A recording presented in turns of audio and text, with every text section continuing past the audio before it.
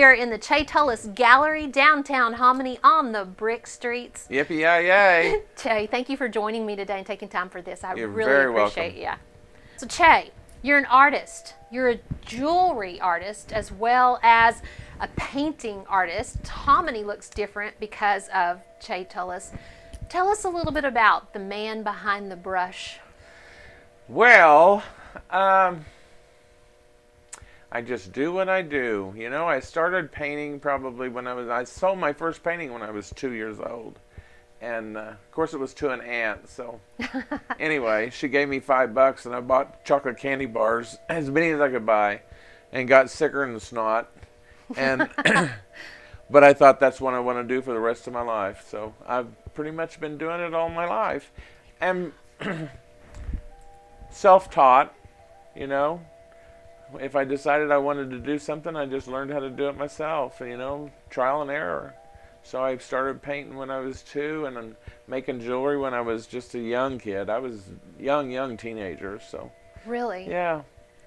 Wow. What got you interested in the jewelry area? My grandmother gave me a necklace when I was really young. She took me to a little place called Buffalo Ranch, and I fell in love with turquoise and silver. And that kicked it off. Wow. Yeah. I'm so glad you fell in love with turquoise and silver, because silver, I just love silver so much better than gold, and you just have a way with it. I'm a goldsmith also. Are you really? I did a lot of gold and platinum when I was late teens, and turned it all into, you know, I just kept going back to sterling silver, and now I don't do any gold work at all. I don't have to.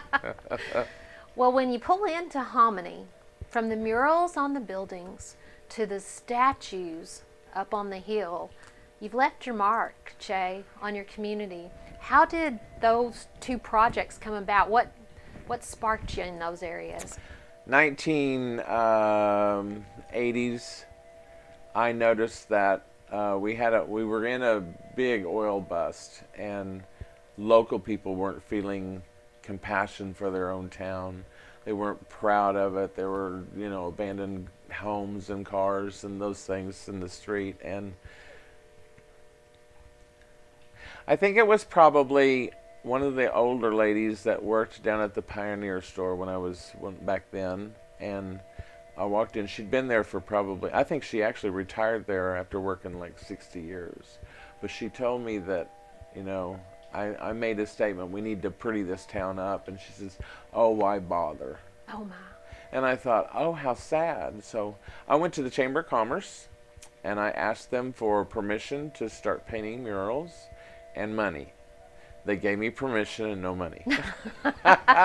So I put up a coffee can and asked for donations, and people started donating. So I painted 3 murals in the beginning, and thought that would probably be it, and it kept going till I was up to, I think I got up to like 46 or so murals in Hominy. Wow. So, and then in what year was it? 1990 we had a big snowfall, and I sculpted a buffalo and a bear on the front sidewalk out of the snow, and wow. started having people drive up from Oklahoma City to see it.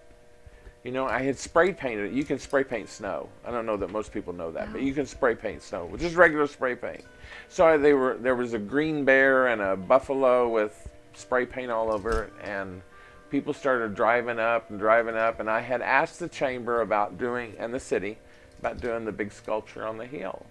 And they said, yeah, you know. I was the kid that had toilet papered their homes when I was young, and dated their daughters, and so nobody really took me very serious.